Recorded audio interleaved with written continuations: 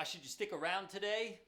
Because I'm going to turn you on to different ways of playing the hi-hat that maybe you haven't considered. That'll change the feel of the groove.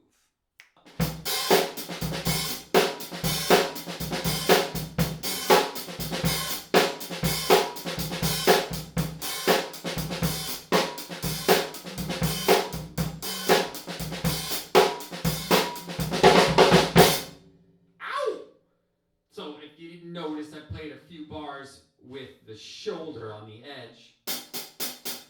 And then I played a few bars with the tip on the top. So I want to talk about the different qualities and pros and cons of each, right?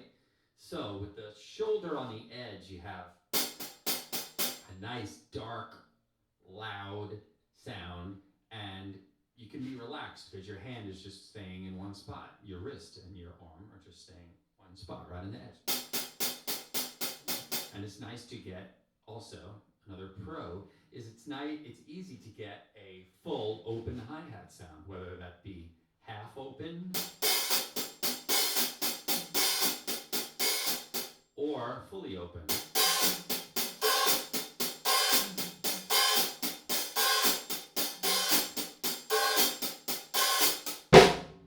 Cool. Now, as far as playing with the tip, you get a brighter, lighter sound, and it's also easy and relaxed to play because your wrist is staying in one spot, your arm and your wrist. You're not, as opposed to doing something like shoulder tip, which we're going to talk about in a second, like this. Where your wrist has to play, has to come up a little bit to get that tip sound. Right? With the all tip, you can just stay in one spot. I move a little bit in and out, which we're going to talk about in part 2 of this, but a little bit in and out, just get a little flow going there instead of straight up and down. Alright?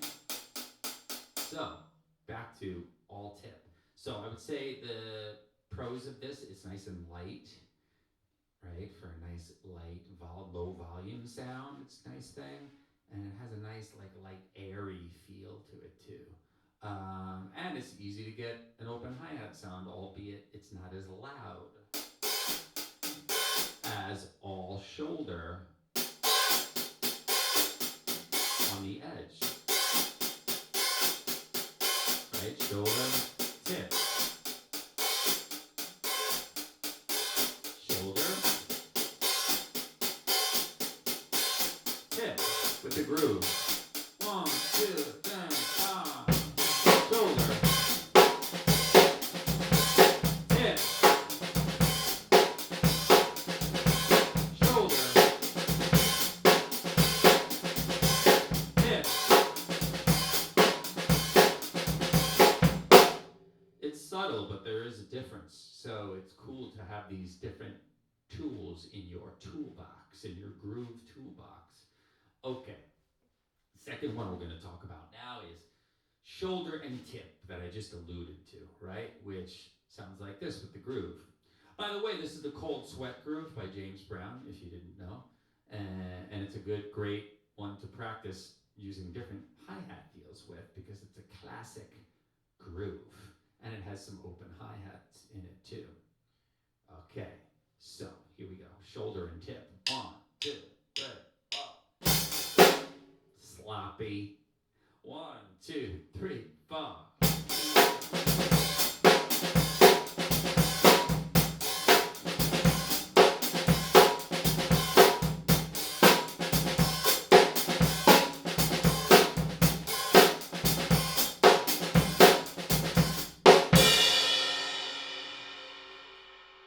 So what's cool about shoulder and tip is a quality of it, I would say, is that it gives you a lope, as Jeff Porcaro would say, right? It's a chick, chick, chick, chick, chick. You're getting that louder accent on the downbeats and a softer, brighter sound on the upbeats.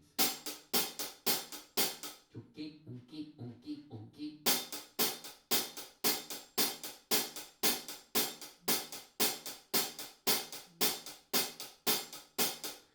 so that's cool. You get the propulsion, you get the heavy downbeats.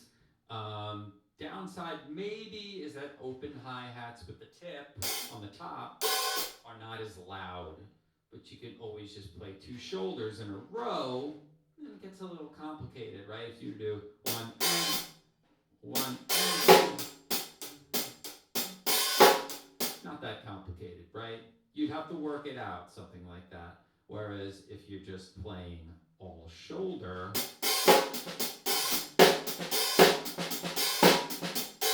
you don't have to think about that stuff. You're staying in one spot, or all tip. So the more subtle you get with your hi-hat changes, the more you really have to prepare the groove. You got to practice it more. That's how it goes, man. That's what makes the groove, make it more unique and makes it more musical for the tune. Sometimes is that you have to change the subtleties. You have to make it very specific for that song, for the purpose of that song. Okay, cool. So shoulder and tip. Shoulder and tip. Anything else I want to say about shoulder and tip? Pros implies the pulse. Yes, we've got a pulse in there too with the accents.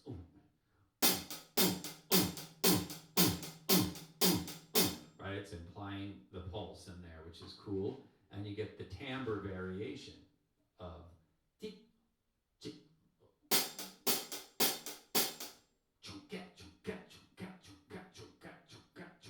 so you got a musical part on one instrument.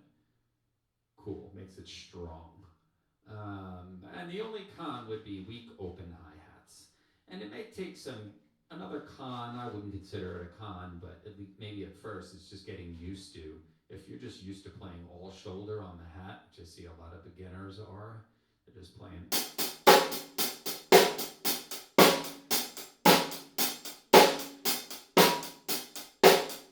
To be able to go.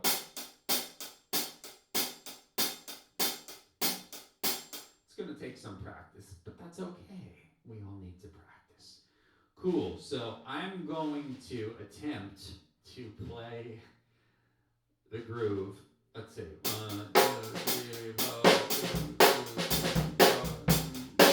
4, 2 bar groove. So I'm going to play it twice with each technique. All shoulder, all tip, shoulder and tip. Okay? 2 times through the groove each, which is 4 measures total. Here we go. All shoulder. 1. All shoulder. All tip. Shoulder and tip. 1, 2.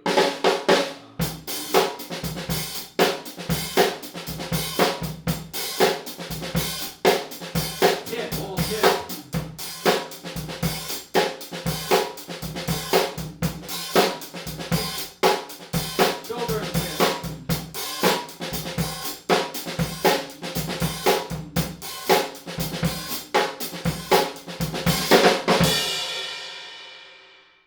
Cool. I hope you enjoyed this lesson. So what I'd like to know from you in the comments below is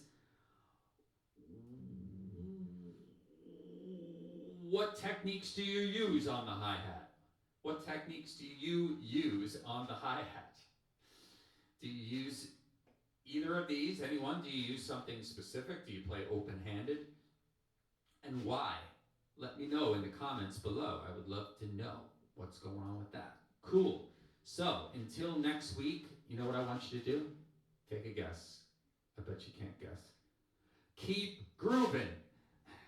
I'll break out.